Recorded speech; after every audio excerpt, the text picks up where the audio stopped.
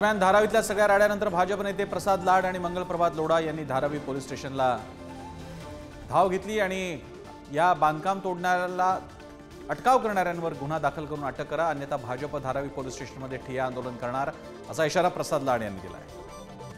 त्यांनी ज्या पद्धतीमध्ये FIR मध्ये नोंद केली होती 50 ते 100 ते 150 लोक होते, परंतु ते बदलून किमान हजारोहून अधिक लोक या मस्जिदीच्या वाचवण्यासाठी आले होते। गुन्हा दाखल झालेला आहे ज्यामध्ये दंगली घडवणं, लोक एकत्र करणं, शासकीय वाहनांचं नुकसान करणं, शासकीय कामामध्ये अडथळा आणणं, लोकांना भडकवणं, असे अनेक गुन्हे जे त्यामध्ये टाकले गेलेले आहेत। मला वाटतं की पोलीस अजूनही कुठल्या प्रकारचे गुन्ह्याची नोंद नवीन कायद्यामध्ये करता येईल त्याचा तपास घेत आहेत। माननीय मंत्री महोदय गेल्यानंतर मी पुन्हा पोलीस स्टेशनमध्ये आज जाऊन जोपर्यंत FIR पूर्ण होत नाही तोपर्यंत मी पोलीस स्टेशनमध्ये बसणार।